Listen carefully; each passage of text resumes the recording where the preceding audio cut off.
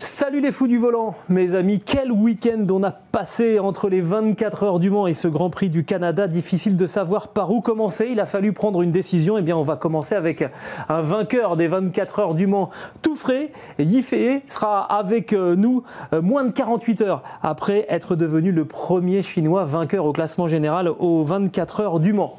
Évidemment, on va parler aussi du Grand Prix du Canada en nous intéressant à la situation de Fred Vasseur, pour qui ça devient presque personnel entre le français et la presse italienne, Stéphane. Oui, parce qu'on met en cause son organisation et on touche à l'intimité même en fait de ses employés en jetant en pâture leur nom dans la presse, comme quoi ils seraient remplacés, et forcément la famille lit ça. Et ça touche directement, personnellement, en fait, des gens de la Scuderia et ça va trop loin. On va évidemment en parler. France-Italie encore, avec l'annonce du départ de Luca De Meo de son poste de directeur général de Renault. Quelles conséquences ça peut avoir pour Alpine en F1 ? On essaiera de voir un petit peu, de tirer le bilan aussi, et du passage de Luca De Meo et de la première année de Flavio Briatore aux responsabilités. Mais donc on se connecte tout de suite avec Yifei pour parler de cette victoire sensationnelle aux 24 heures du Mans. Bonjour Yifei, merci beaucoup de répondre favorablement à l'invitation des fous du volant. On est très honorés d'accueillir l'un des 3 vainqueurs de ces 24 heures du Mans 2025. Première question, qu'est-ce que ça fait de se réveiller là pour la 2e fois en tant que vainqueur des 24 heures du Mans, premier pilote chinois aussi à remporter les 24 heures du Mans? C'est comment? Bonjour, merci pour l'invitation. Je suis ravi d'être là. Alors, le jour d'après, d'abord, j'ai un peu mal dormi parce que, enfin, j'ai mal dormi, c'est faux, c'est que j'ai pas beaucoup dormi, on va dire. Tout d'abord, on a fini la course à 16 heures, donc on est allé sur la piste pour s'asseoir sur la voiture, notre voiture, conduite par Robert Kubica, et puis on est entré en pit lane. Au sens travers pour rejoindre le podium. Et puis, quand toutes les célébrations est finies, on avait la conférence de presse, on avait beaucoup d'interviews. Donc, à la fin, quand je suis rentré dans notre espace pour le pilote, pour se changer, c'était déjà 21 heures. Donc, 5 heures après, je suis rentré.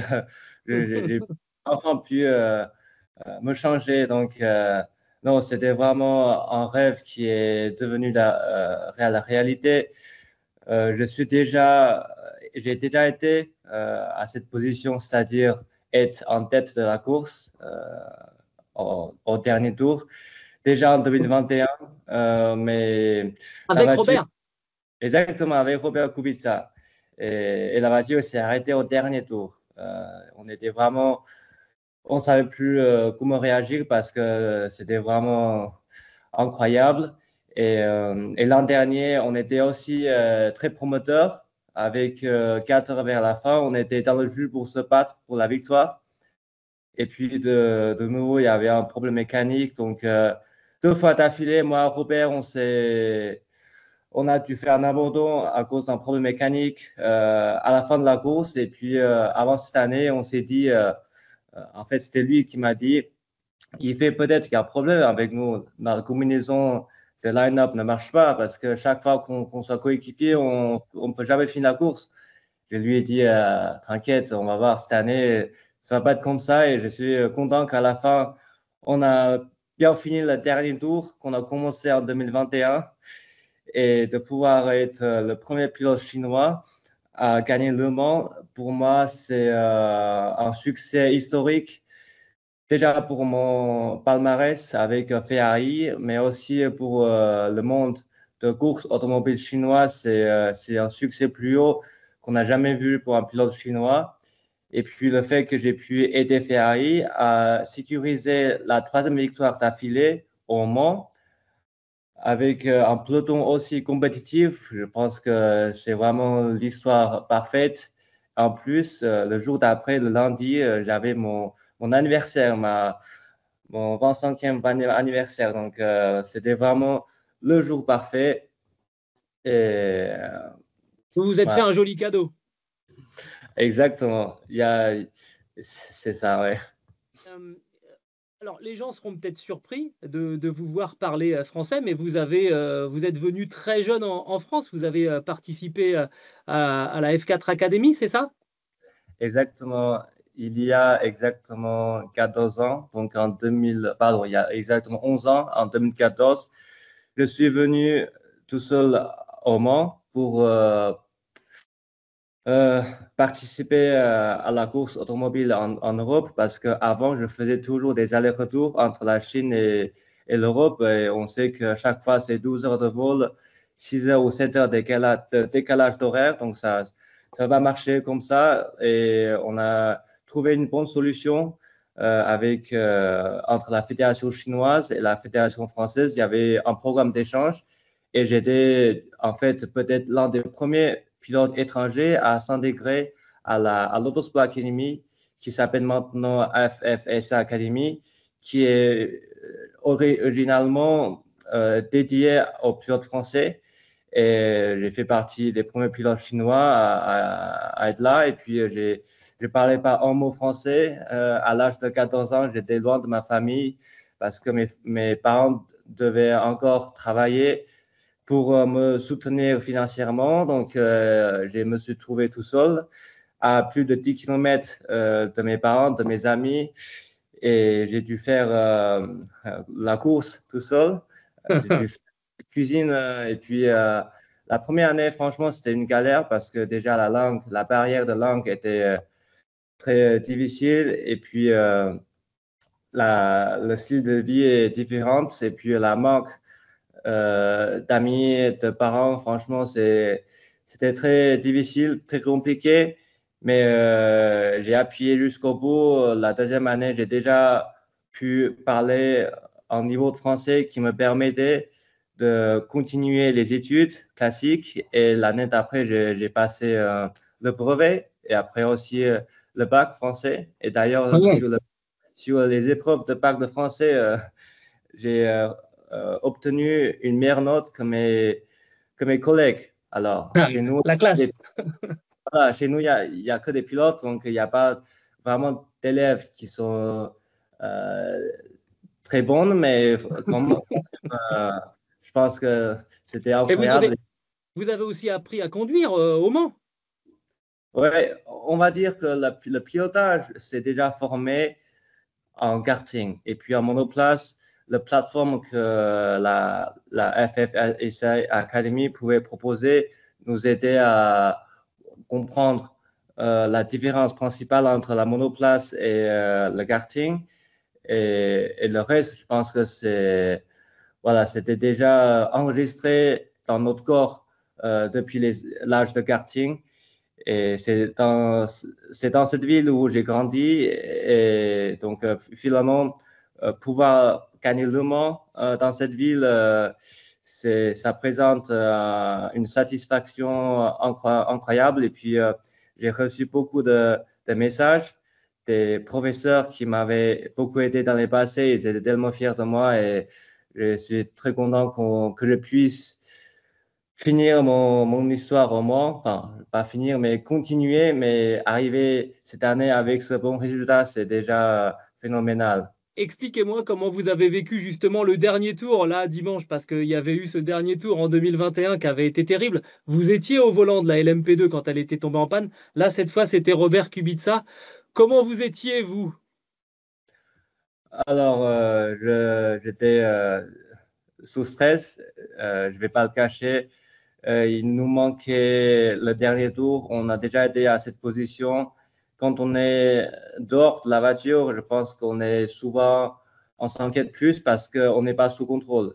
Après, j'avais aucun doute que Robert allait faire un dernier tour correct, sans prendre de risques. Et si tout se passe bien, s'il n'y a pas de, il y a pas de quoi que ce soit, on devait finir là où on était. Et j'étais avec l'équipe, j'étais avec le président de Ferrari, John Elkann, j'étais avec le CEO, j'étais avec tout le monde chez Ferrari. Ils étaient dans notre garage, ils nous soutenaient. Et on était vraiment contents qu'on a pu offrir cette troisième victoire d'affilée à Ferrari en tant qu'équipe privée. Je pense que c'est vraiment un succès que personne n'aura dû penser avant la course. Expliquez-nous ce que ça fait de travailler depuis toutes ces saisons avec Robert Kubica, parce qu'il a une histoire quand même assez incroyable. Sa victoire en Formule 1, son terrible accident, sa force mentale, est-ce que ça vous aide quand on est un jeune pilote associé à quelqu'un qui a une histoire comme ça? Absolument. Tout d'abord, vraiment content pour lui. Je pense qu'il fait partie des deux seuls pilotes qui ont gagné F1 et Le Mans. Euh, et donc, Avec Fernando Alonso, oui. exactement. Au Et 21e siècle, parce qu'il y en a eu avant l'an 2000. je pensais aussi qu'il devait y avoir d'autres pilotes, mais au 21e siècle. Donc, d'ailleurs, je pense qu'on m'a dit que j'étais le premier pilote de la 21e siècle qui a gagné Le Mans parce que je suis né en 2000. Donc, Ah, je vais vérifier dans les statistiques, mais c'est possible. Je ne sais pas quel âge il est plus vieux que vous, Phil Hanson? oui, oui, il est un an plus âgé que moi, oui. D'accord. Ah bah c'est peut-être effectivement vous. Ok. Bah ça fait un point historique de plus. Donc, Robert Kubica, malheureusement, il a dû vivre un moment très difficile, mais il a bien rebondi. En 2021, c'était la première année qu'on a partagé la voiture ensemble, notre première année en endurance. Je pense que depuis, il est devenu de plus en plus vite. L'an dernier, il avait gagné en LMP2. Non, pardon, en 2023, il avait gagné en LMP2 en WEC. Et l'an dernier, on a déjà roulé pour la première année ensemble en Ferrari et on était déjà proche pour la gagner l'an dernier, mais on a quand même gagné aux États-Unis, 6 heures de hosting, le même jour où Charles Leclerc a gagné à Monza, la course de maison chez Ferrari. Donc, c'était aussi une journée historique. Mais avec Robert Kubica, comme vous dites, il est vraiment un grand homme. Il a beaucoup d'expérience. Euh, Même son expérience en rallye nous aide, même si ça paraît incroyable, mais je me rappelle une fois qu'on a dû mettre trois pneus de soft, non, pardon, trois pneus medium et un pneu soft sur juste un des quatre pneus. Et il faisait ça souvent en rallye, mais en venant de monoplace, j'imagine pas faire ça. Et puis lui, il est aussi quelqu'un qui est un bon sens d'humour, donc on s'entend très bien ensemble.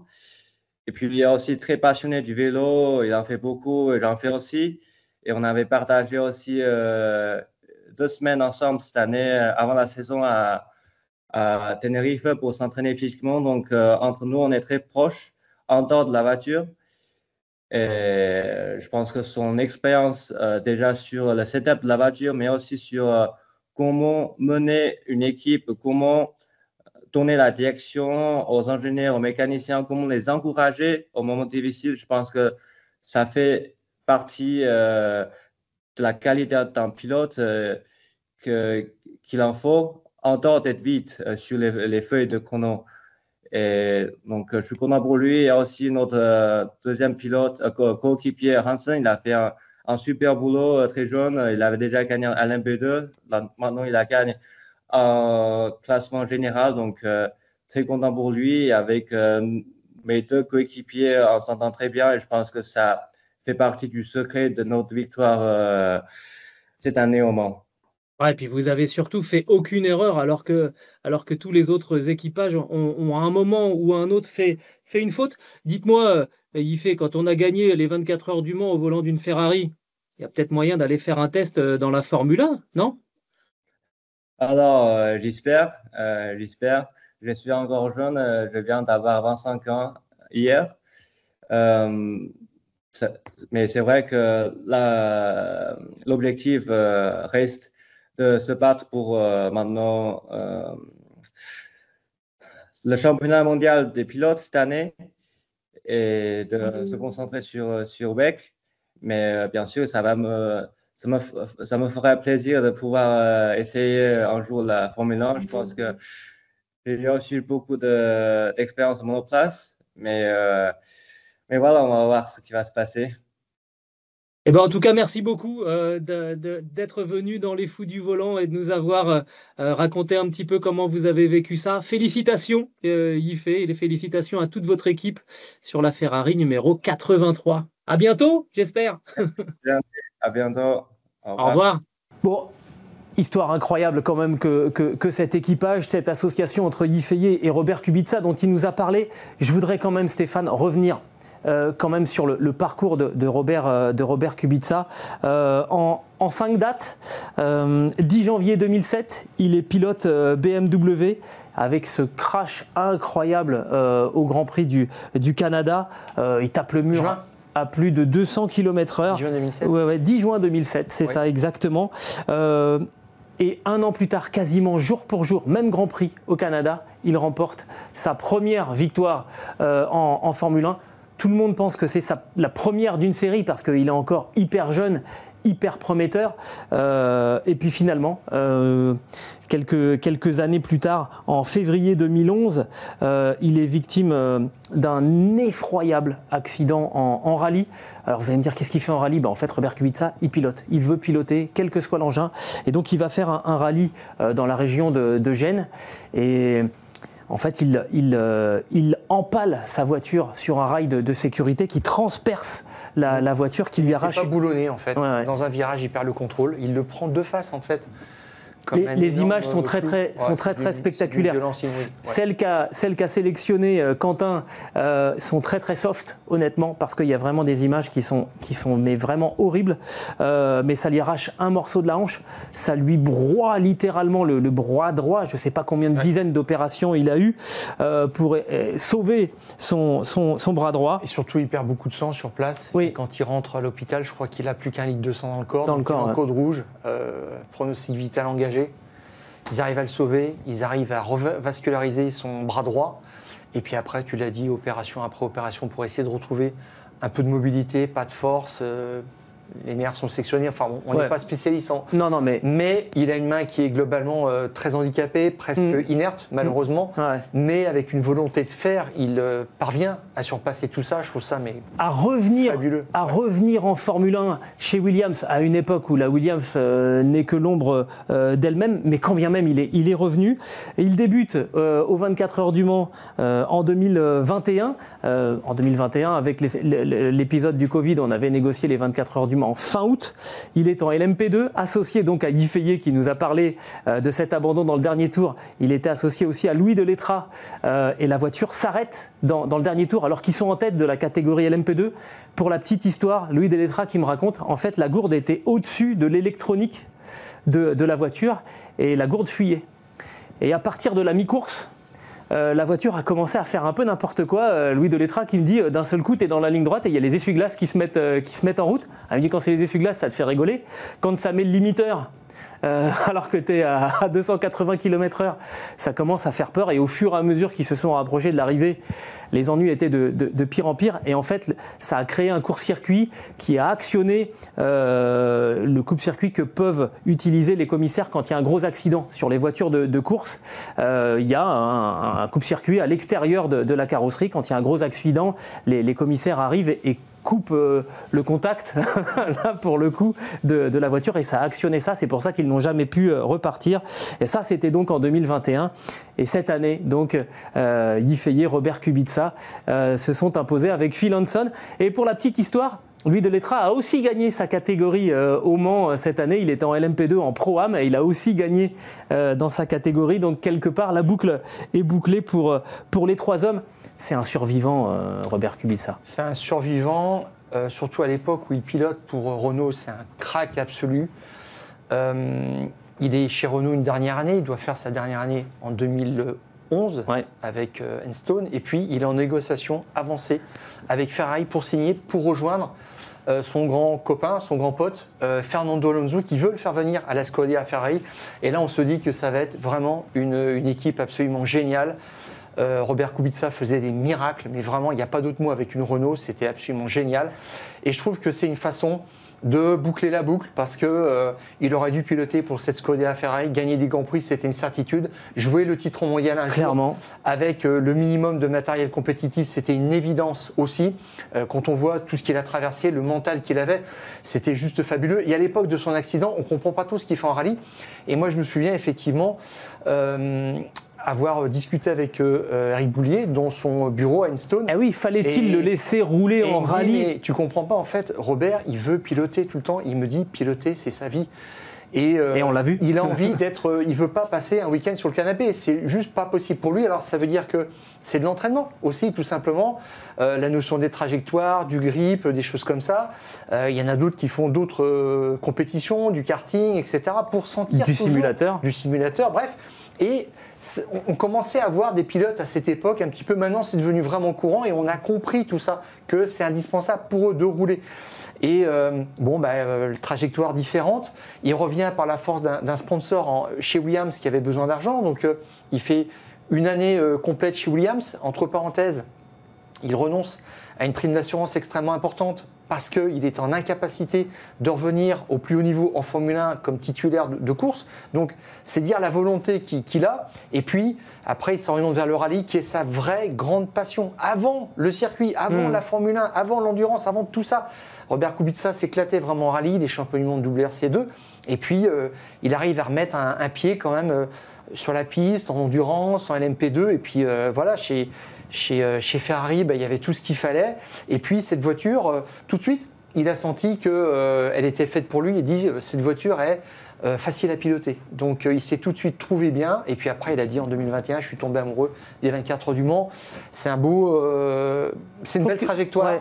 Et c'est un beau message aussi. On peut passer par des moments absolument terribles. Non, je pense que ce qu'il a traversé, c'est plus dur que ce qu'a traversé Niki Lauda. Alors, je ne veux pas mettre une hiérarchie des souffrances et des destins, mais ça a été d'une violence absolument inouïe pour lui. Et voilà, on a parlé donc en danger de mort comme Niki Lauda, des opérations, beaucoup de moments de mois. On cherchait à savoir ce que devenait Robert Kubica. On n'avait aucune nouvelle. Voilà. Et donc, c'était extrêmement dur. C'est quelqu'un qui ne communiquait pas, qui gardait tout pour lui. Et voilà, il a esquissé un sourire quand même dimanche parce que c'est quelqu'un qui est très réservé. On a vu qu'il a eu du mal à se libérer parce que après dans la coulisse, la priorité c'était quand même de faire gagner les deux voitures rouges chez Ferrari. On l'a bien compris avec les consignes d'équipe. Il a fallu qu'il se batte aussi quelque part contre son équipe. Et c'est pour ça qu'on a compris très vite, quand il prend le relais, il est 12h27, il reste 3h30 de course, et le maximum c'est 4 heures que peut faire un pilote. Et là on a compris qu'il allait aller au bout, et que, à part ne pas lui remettre de l'essence dans la voiture, mais c'était impossible de l'arrêter. Il a sorti un petit peu Ferrari de ses schémas classiques pour aller vraiment vers de la performance qu'il a piloté sur un rythme extrêmement soutenu. Il les a mis dans le rouge. Ouais. Et à l'arrivée, ça fait effectivement la voiture en fait qu'il fallait, parce qu'autrement, c'est Porsche qui gagnait. Et un certain Kevin Estre. Et ça s'est joué à 14 secondes. Donc tu vois la marche qu'ils ont. Ouais, exactement. C'était magnifique et on est très heureux à la fois pour Robert Kubica. On est très heureux d'avoir eu Yifeye. Voilà, si vous ne connaissiez pas le personnage, maintenant vous le connaissez un petit peu plus. Et ça a été une très très belle édition. On donne rendez-vous à Kevin Estre l'année prochaine quand même, parce qu'il a livré lui aussi un combat absolument homérique. On va s'intéresser au Grand Prix du Canada, Stéphane. Peut-être, alors avant de parler de Ferrari et d'Alpine, je te propose d'évacuer un peu le sujet sur l'accrochage entre Oscar Piastri et Lando Norris. Je rappelle le contexte, on est dans les tout derniers tours de ce Grand Prix du Canada, bagarre pour la 4e place entre les deux pilotes McLaren. On nous avait dit que ça finirait par arriver en conférence de presse. Lando Norris avait dit ça n'est pas une question de savoir si ça va arriver, c'est juste quand. Et il s'est donné raison à lui-même. Il essaye de passer sur la gauche dans la ligne droite des stands, qui n'est pas tout à fait droite, mais voilà, il n'y a pas la place. Il tape le mur, la roue arrière de Piastri, il abandonne. Piastri, heureusement, termine à la 4e place. J'ai envie de dire, je ne sais pas si tu es d'accord, voilà, il n'y a pas de raison, c'est un fait de course. Ouais, ils étaient en mode limitation des dégâts chez McLaren ce week-end. C'est un fait de course. Et puis, Surtout là, il s'est attiré, je pense, beaucoup de sympathie parce qu'il a reconnu assez spontanément son erreur, même à la radio. Il est allé s'excuser auprès de tout le monde chez McLaren. Mais c'est vrai que c'est fou. On voit ces pilotes qui emplafonnent leur adversaire devant et qui disent ouais, c'est pas moi, c'est lui qui a freiné, enfin qui raconte n'importe quoi. Et lui, pour le coup, il dit tout de suite ok, my bad. Oui, parce qu'il se dit que s'il se cache en plus derrière ça, il va s'attirer encore plus de critiques et finalement, ça va le desservir. Donc, je trouve que c'est un fait dans l'histoire de la saison de McLaren, c'est tout. C'est vrai que c'est petite cause, grands effets, parce qu'il aurait pu simplement casser son aileron, il rentrait et puis il le changeait. Mais là, il est allé directement dans le rail. Ça ressemblait effectivement à ce qu'avaient vécu Button et Hamilton, hein, étrangement. Mais bon, Hamilton s'était inséré un petit peu plus et encore là, c'était un petit coup de malchance. Mais ça aurait pu être pire pour Norris parce qu'il il aurait pu aussi causer l'abandon de Piastri. Là, finalement, McLaren ne perd que 10 points de la 5e place de Norris. Tout à fait. Et puis en plus, Verstappen ne gagne pas, donc ils s'en sortent bien. Exactement. Sur ce coup-là. Et puis, quand même aussi, on peut dire un mot sur cette victoire de Mercedes. Premier hat-trick en carrière de George Russell et qui montre en fait que Mercedes, ils sont tout le temps en progrès. Il faut voir ce qui était Red Bull depuis le nouveau règlement, là, 2022, ils étaient ultra dominants, ils ont été rattrapés par McLaren et Mercedes a travaillé et est revenu dans le match. C'est juste incroyable. C'est fort ce qu'ils font. Il faut dire que Mercedes, il leur manque à chaque week-end 1 ou 2 dixièmes qui les positionnerait vraiment plus régulièrement en pole position. C'était la première de George Russell cette année. Kim Antonelli avait fait une pole, mais au sprint à Miami. Et puis, c'est complété par une 3e place d'Antonelli. Très solide. Qui est assez intéressante parce qu'il a une maîtrise un peu plus poussée des pneumatiques. Il avait un problème juste sur ses super tendres, ces pneus C6 qui ont une fenêtre de fonctionnement assez étroite. Et en essai libre, il matchait vraiment les chronos de Russell. Donc là, il a avancé vraiment là-dessus techniquement.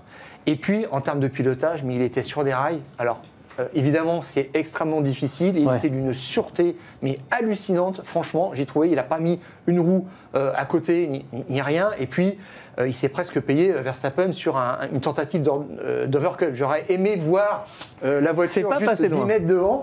Mais non, c'est du très, très solide. Et c'est juste un pas supplémentaire. Après, ça sera des podiums à la régulière, ça sera la première victoire, et puis là, après, tout sera permis pour lui, à seulement 18 ans et demi. Exactement. Pour en revenir, pour conclure sur l'histoire de McLaren, 2 choses. Déjà, finalement, la seule chose que je ne comprends pas, c'est pourquoi on donne 5 secondes de pénalité à Lando Norris. Tu as l'impression que, vraiment, d'un seul coup, là, il ne peut plus y avoir un accrochage sans qu'il faille sortir un carton. Les gars, s'il y a un abandon, s'il y a des dégâts importants... Mais c'est lui qui abandonne. Tout à fait. Et moi, je dirais même sur ce genre de choses, c'est entre équipiers, débrouillez-vous à l'intérieur de l'équipe. Point. Exactement. Et lui mettre des points comme ça, alors il n'en a pas beaucoup, mais ça fait vraiment procédurier.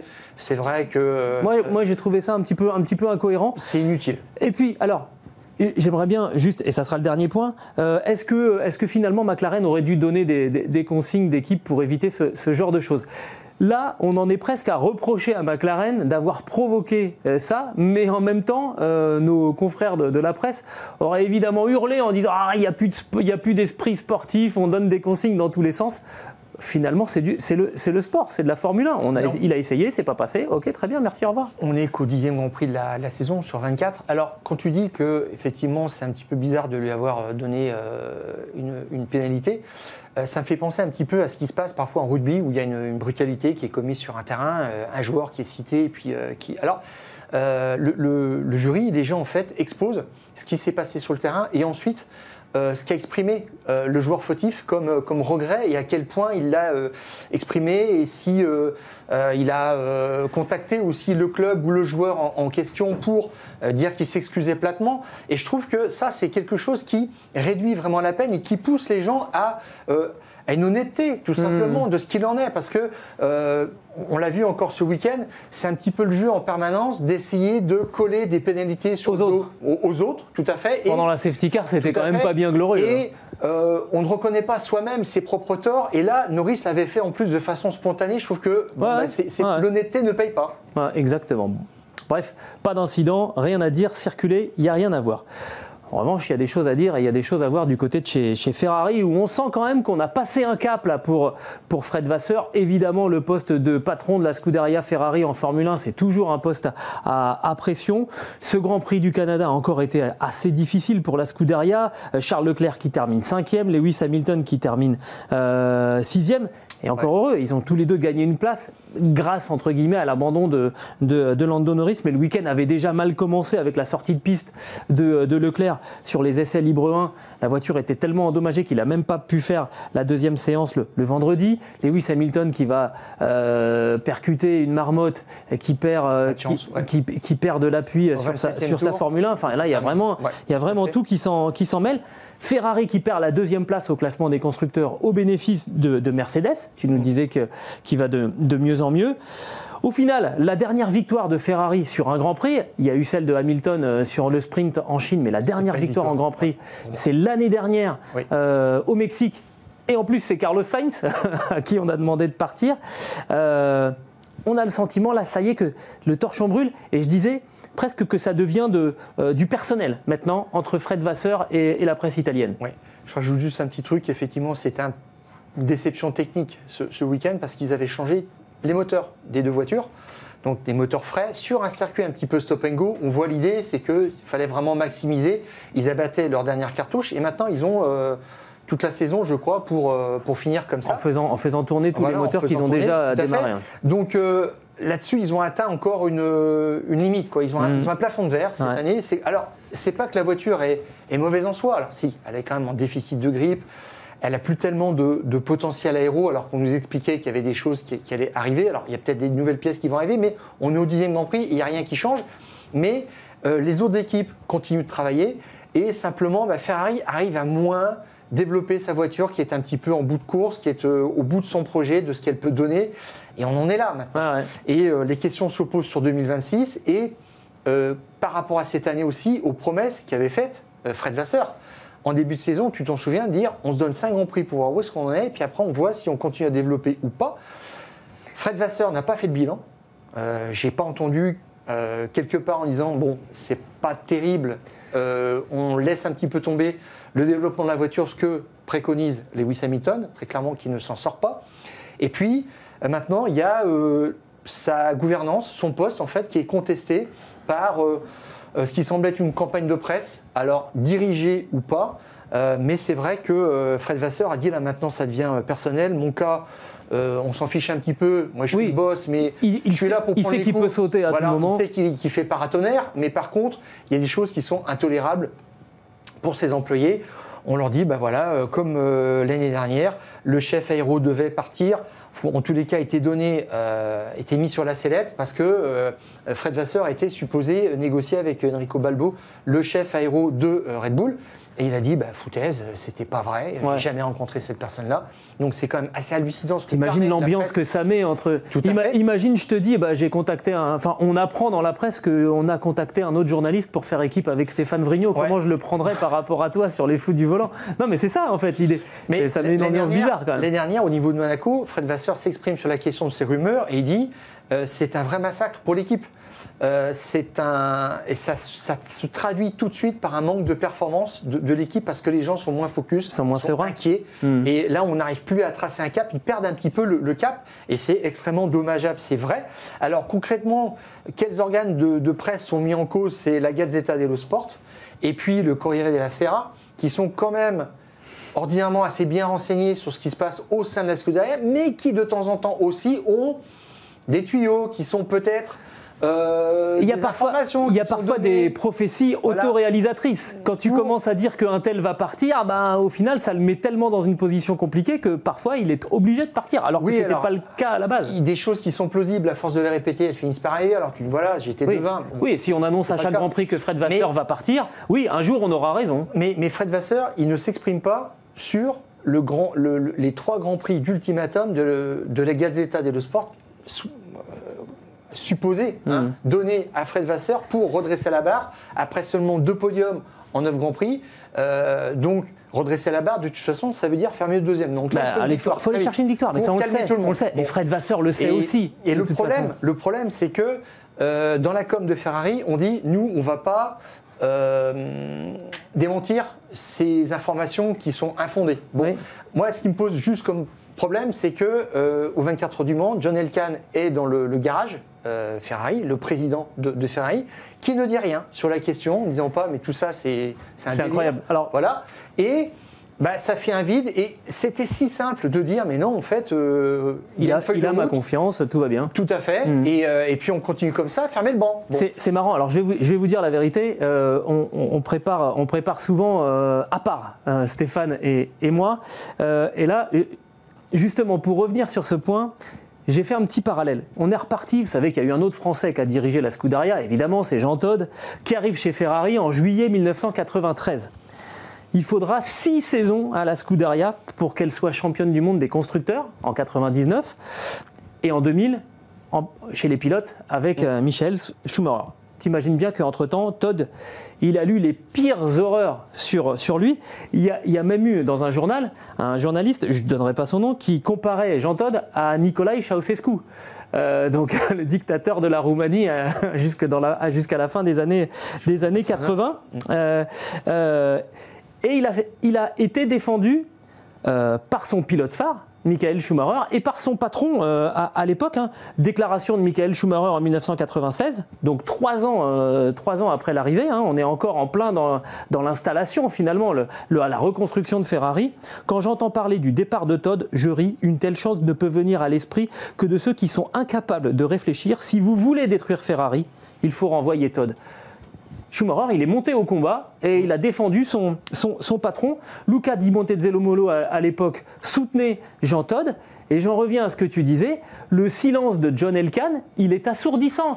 Le silence... Il est ambigu, il est paradoxal, On n'entend pas Lewis Hamilton, on n'entend pas Charles Leclerc. Et j'ai envie de dire, à un moment, qui ne défend pas n'est plus tout à fait neutre. Hamilton, c'est un petit peu, il a mis les choses au clair en disant, moi je suis la raison pour laquelle, enfin je suis là chez Ferrari parce que Fred Vasseur m'a fait venir. Et c'est un petit peu d'ailleurs comme chez Mercedes, il liait sa présence chez Mercedes à celle de Toto Wolff. Ouais. Tout à fait. Donc ce qu'il a dit, si on fait partir Fred Vasseur, moi je m'en veux aussi. Enfin, en creux, c'est ce qu'il y avait derrière. En creux. Tout à fait. Et puis il dit, moi je suis là sur le long terme. Et Charles Leclerc a dit, le plan de Fred Vasseur est clair et j'y crois. Et puis surtout, il faut laisser les gens travailler, attendre 2026 pour savoir ce qui va en être. Et puis décider après si effectivement c'est difficile. Alors on retrouve quand même le contexte de la fin de la gouvernance Mattia Binotto. C'est ça qui est inquiétant. 2022, c'est que Ferrari disait non, tout va bien, ce sont des rumeurs infondées, etc. Puis il a fini par partir. Et aujourd'hui, on nous explique que Benedetto Vigna, qui est le directeur général de Ferrari, pousserait la candidature de Antonello Coletta, qui menait à F-Corse le projet depuis 3 ans. Le projet Endurance, oui. Endurance, donc vainqueur 3 fois des 24 heures du Mans. Et Benedetto Vigna qui a compris qu'il ne fallait pas y aller. En tous les cas, lui, il a son bébé, c'est l'Endurance. Et la Formule 1, c'est moins Coletta, son truc. Tu veux dire Coletta, pardon. Et donc il aurait refusé le poste déjà il y a quelques mois. Bon, peut-être avant Vasseur, enfin je ne sais pas trop, mais on a compris que ça pouvait être une solution. Puis John Elkann, lui, c'est un petit peu peut-être le miroir aux alouettes. Il a contacté Christian Horner qui a dit non poliment, même s'il était honoré d'être démarché, mais ça ne tient pas vraiment debout. Alors, c'est quand même une sacrée preuve de confiance. Enfin, je suis désolé, je trouve. Ouais, pour fixer un petit peu les choses, dire à quel point Frédéric Vasseur est l'homme de la situation aujourd'hui, c'est que après, je crois, Stefano Domenicali, qui était le boss de la Scuderia Ferrari, en avril de 2014, arrive donc Marco Mattiacci, qui était directeur des ventes de Ferrari Amérique du Nord. C'était un homme de produit, un homme de marketing, on le met dans un environnement de compétition. Un jour, on l'appelle, un soir ou une nuit, je ne sais plus, on lui dit « Viens, tu es le nouveau directeur de la Scuderia Ferrari ». Alors là, il tombe des nues, vraiment, franchement. Et puis évidemment, ça ne marche pas. Novembre, il est débarqué. Et arrive Mauricio Arrivabene, qui est en fait le bien responsable nommé du principal sponsor de Ferrari. Là, c'est pareil, c'est un homme de marketing. On dit qu'il connaît tout le monde, il connaît surtout la Scuderia, mais il ne connaît pas après tous ces jeux de pouvoir. Et là, ça a été un désastre en termes de com, franchement. C'était, il n'y avait aucune forme de, c'est pas de générosité, mais d'ouverture de la Scuderia pour la rendre un petit peu sympathique. Au contraire, elle s'est refermée sur elle-même comme une coquille. Bon, voilà. Et ça a tenu quand même presque 4 ans et demi à peu près. Et puis en janvier 2019 est arrivé Mattia Binotto, alors qui avait la casquette du technicien quand même. C'était assez intéressant de le mettre là. Parce qu'il était directeur technique, donc on ne lui raconte pas n'importe quoi quand on parle d'évolution de la voiture ou quelque chose qui ne va pas bien. Mais son défaut, c'était de vouloir faire la voiture et de diriger l'équipe. Alors c'est vrai que c'était assez formidable, il y mettait une énergie folle, mais c'était peut-être un peu trop. Et je trouve que Fred Vasseur, c'est là où on met le bon curseur, c'est un manager. Il sait où placer les hommes, il observe, voilà. Mais c'est vrai qu'après 3 mois à son arrivée à la Scuderia Ferrari, il y avait des journalistes qui réclamaient déjà sa tête en disant mais est-ce que c'est vraiment l'homme de la situation parce qu'il ne se passe rien.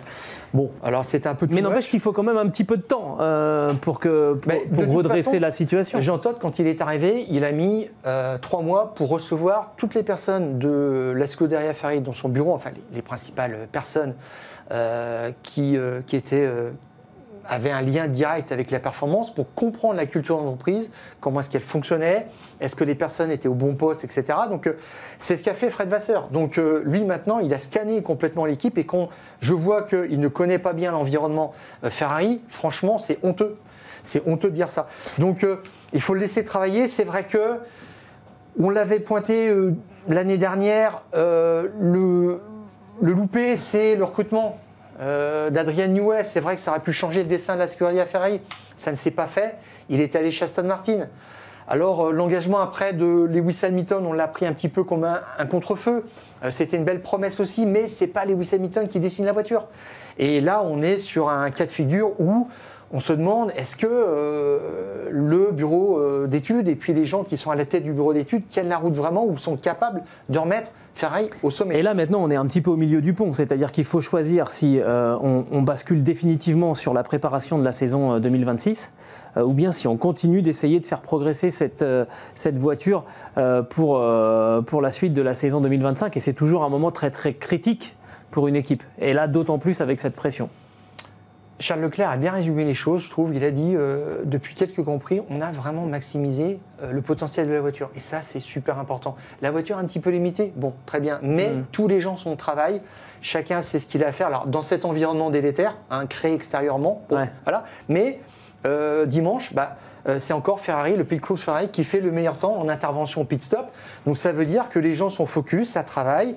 Et puis, il y aura peut-être des jours meilleurs qui arriveront. Mais c'est vrai que si on reste un petit peu à ISO sur le bureau technique, ça va décoller difficilement jusqu'à la fin de la saison. On verra après 2026. L'enjeu maintenant, c'est 2026, c'est exactement. Voilà, tout à fait, sachant que les moteurs seront d'une nouvelle génération. Et Ferrari a toujours su faire des moteurs, des bons moteurs. Donc, les tifosi ont beaucoup de patience, il leur en faut encore un peu, puis on verra l'an prochain. Là, ça sera un vrai tournant. Mais j'ai un petit peu peur parce que apparemment Fred Vasseur a un contrat jusqu'à fin 2025. Ah, mais c'est ça l'histoire. France-Italie encore, Stéphane. On va parler d'Alpine et on va parler évidemment de Luca De Meo parce que pendant que Franco Colapinto et Pierre Gasly franchissaient la ligne d'arrivée du Grand Prix du Canada en 13e et 15e position, on apprenait donc la démission de Luca De Meo qui était pourtant venu au Mans soutenir Alpine sur les 24 heures. Luca De Meo qui était arrivé à la tête du groupe Renault en juillet 2020. Sur la partie Formule 1, Stéphane, Luca De Meo, c'est le passage de l'équipe de Formule 1 de Renault F1 à Alpine, c'est l'arrêt de la production du moteur F1 à Viry-Châtillon et c'est la nomination de Flavio Briatore à la tête de l'équipe Alpine. C'est beaucoup de choses, c'est surtout beaucoup de marketing, des opérations financières qui étaient liées à des levées de fonds, tout simplement. C'était une démarche, en fait, pour faire connaître la marque Alpine, pour ce qui, dans l'idée, plutôt une bonne idée. Très bonne idée pour rendre la marque un petit peu plus populaire dans le monde entier, pour préparer, en fait, l'arrivée de tous les modèles électriques. Mais pour moi, c'est resté que du marketing du côté de Luca De Meo. Il disait en février de cette année, il disait même si nous avons perdu de l'argent avec la F1, la valeur de la marque Alpine aujourd'hui a triplé. Donc c'est une question de notoriété. Donc pour lui, il était déjà satisfait de ça. C'est la valeur de la marque. Et ce qui est un petit peu on n'a pas les mêmes références. Dangereux entre guillemets, c'est que là, ça veut dire qu'on fait partie des 10 franchises en Formule 1 et c'est une affaire marketing, de rayonnement international qui est fantastique. On occupe cette place qui est enviée par d'autres constructeurs qui ont eu un mal fou à rentrer en Formule 1 comme Cadillac. Donc déjà, être présent, ça nous suffit à booster la marque Alpine. Mais du côté du sport, là, la marque est 10e au championnat constructeur sur 10. Ça a été une chaise musicale. Ça a été une chaise musicale, la direction de l'équipe Alpine, Stéphane. Et peut-être pas forcément plus depuis l'arrivée de Luca De Meo, mais ça continue. Alors ça continue, oui. Une instabilité chronique, on en parle assez rapidement. C'est 4 pilotes quand même depuis l'arrivée de Flavio Briatore, officiel. 4 patrons. Alors 4 pilotes, Gasly, Ocon, Douane et Colapinto. Ouais. Ah oui. Depuis le 21 juin 2024. Ouais. Voilà, ça c'est la politique de Flavio Briatore avec un réservoir infini de pilotes d'essai. Hirakawa qui vient pour faire quelques essais puis qui se retrouve dans une autre équipe, c'est du n'importe quoi. Et puis ces 3 directeurs d'équipe, effectivement. Après Bruno Famin, c'est Oliver Hawks, l'homme de confiance de Flavio Briatore. On a vu ce que ça donnait, la solidité que ça avait. Il est parti en courant, apparemment, il avait des craintes sur certaines affaires au niveau de la justice en Grande-Bretagne. On n'a pas entendu parler de lui depuis. Et puis, c'est en directeur d'équipe par intérim, c'est Flavio Briatore, parce qu'il a dit moi je ne me vois pas gérer cette équipe en continu, et c'est un ancien de la maison, Steve Nielsen, qui devrait être nommé bientôt directeur d'équipe pour reprendre en main tout ça. Donc c'est l'ancien directeur sportif de la marque. Il est passé aussi par la FIA, donc c'est quelqu'un qui connaît tout le monde dans le paddock. C'est vrai que ça peut être un bon choix, mais derrière ça, il faut booster aussi un peu la technique. David Sanchez a fait une voiture qui est certainement de bonne facture, mais qui manque de développement maintenant depuis 6 mois. Et on attendait un petit peu une progression à la McLaren. Quand Rob Marshall est arrivé chez McLaren, il a pris un projet, une voiture qui n'était pas la sienne, et puis on a vu tout de suite, assez vite, 3-4 mois, voilà, l'impact qu'il avait, des nouvelles pièces, etc. Puis ils ont commencé à remonter dans la hiérarchie. Et là, on voit au contraire que ça stagne et on reporte les espoirs à l'année prochaine, encore et encore. Et là, sachant que maintenant, Alpine est toujours dernier du classement des constructeurs, mais avec quasiment la moitié des points par rapport à l'avant-dernier. Sauber est à 20 points, Alpine est à 11. C'est quand même inquiétant. Alors, et on évoquait juste la question en fait de qui dirige l'équipe.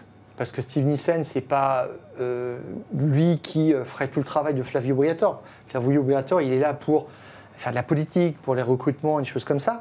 Il n'est pas là pour faire tourner, pour faire de l'administratif. Mais le problème de Flavio Briatore, c'est qu'il est officiellement conseiller exécutif de Luca De Meo, qui va partir le 15 juillet. Oui. Donc ça veut dire que...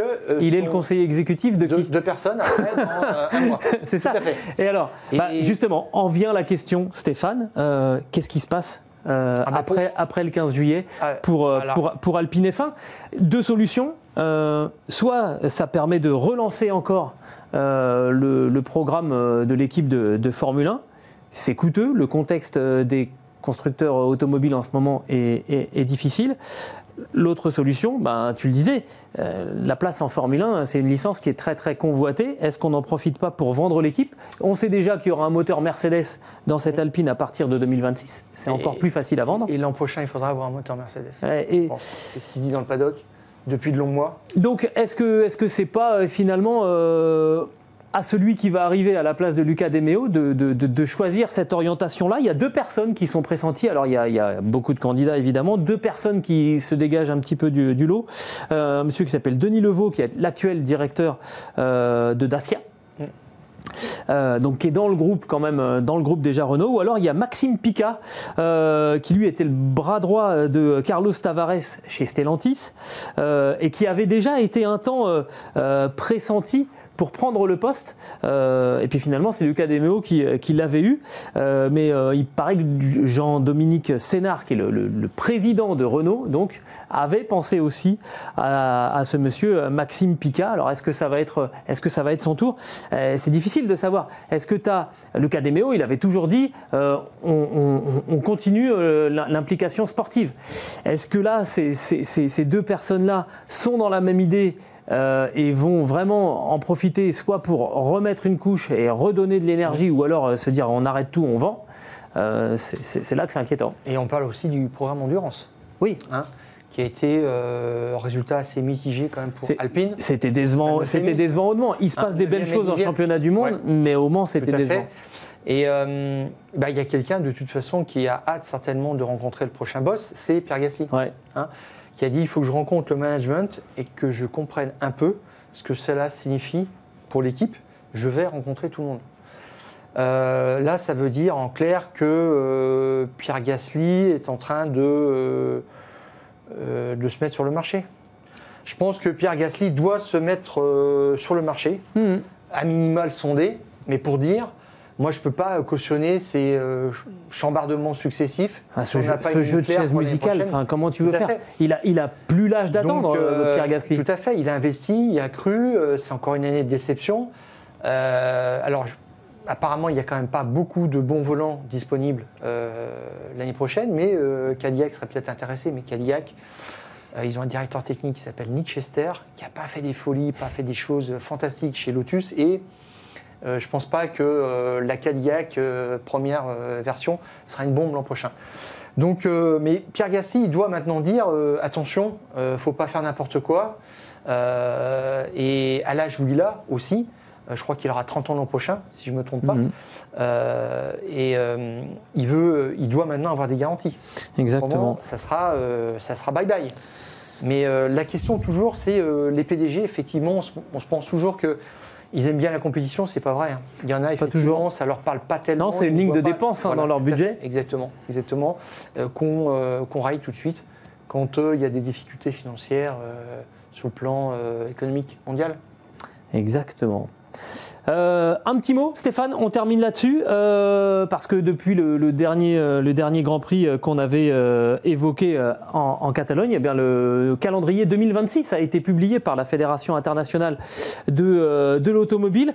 Même nombre de Grands Prix, 24 Grands Prix. Grosso modo, c'est la même architecture. Début à Melbourne au mois de mars, fin de la saison à Abu Dhabi début décembre. Il y a quelques petits changements à la marge qui rendent le calendrier plus cohérent. Ça, on l'avait évoqué à plusieurs reprises. Par exemple, au lieu d'aller à Miami, de faire Monaco, Barcelone, de repartir sur le continent à Montréal pour le Canada, finalement, on fera la séquence Miami, Canada, et ensuite on arrive en Europe pour un gros épisode européen qui dure de début juin jusqu'à mi-septembre. Épisode européen durant lequel Imola disparaît, remplacé par le Madring à Madrid. Qui devrait prendre l'appellation de Grand Prix d'Espagne. À partir de 2027. Et puis on cherche là encore on attend l'officialisation du nom du Grand Prix qui aura lieu pour la dernière fois à Montmeló. Ouais. Donc en Catalogne. Voilà, c'est ça, qui est à l'extérieur de Barcelone, mais qui devrait s'appeler Grand Prix de Catalogne ou Grand Prix de Barcelone. Voilà, point. Mais ce qui est intéressant aussi, ils ont insisté sur le fait qu'il n'y aurait plus de triple leader, de triplette, 3 Grands Prix en 3 semaines, en début de saison, parce que les pilotes se sont beaucoup plaints de ça, et un petit peu tous. Quelqu'un comme Norris a dit qu'il avait mal vécu cet enchaînement. Bon, ils en font 2 en fin de saison, mais... Mentalement, tout à fait, 6 Grands Prix en 7 semaines. Ouais. Mais des pilotes aussi comme Kimi Antonelli, qui a dit qu'effectivement, ça prend beaucoup d'énergie. Et sur 24 Grands Prix, on commence à trouver l'équilibre. On sent qu'on a un petit peu plus suivi les avis des gens et que ce calendrier devient raisonnable.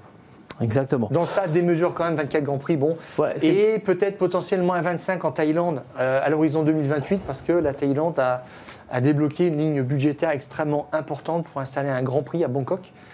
On verra ce qu'il en est, mais la Formule 1 qui a soif de développement, il ira peut-être encore voir un petit peu plus dans cette partie du monde. On sait que le promoteur veut investir encore un peu plus l'Asie. Exactement. Un petit mot aussi sur le prochain Grand Prix. Donc, ça sera du côté de Spielberg en Autriche, avec donc le vendredi 27 juin, les essais libres qui débuteront à partir de 13h30. Les premiers essais libres, la deuxième séance, ça sera à 17h. Vendredi, troisième séance d'essais libres à 12h30 et qualif à 16h. Et le Grand Prix, lui, aura lieu donc le dimanche 29 juin à 15h. Et nous, on se retrouvera le surlendemain dans les Fous du Volant pour parler de cette 12e épreuve de la saison. On verra combien de points il reste sur le permis et la super licence de Max Verstappen. Ah, qui n'a pas bougé une oreille ce week-end. Et même aux essais, je me disais, mais s'il fait quelque chose de stupide aux essais qui se prend un point de pénalité, il ne termine pas le week-end du Grand Prix. Bon, non, il faut qu'il fasse très très attention. Ah ouais. Il peut être sanguin, là, il a été assez pondéré encore le week-end dernier, il sait qu'il doit bien se tenir. Il sera soutenu par l'Orange Army du côté de Spielberg. On se retrouve après ce Grand Prix d'Autriche, Stéphane ? Bien sûr, avec plaisir. Et d'ici là, on coupe le contact.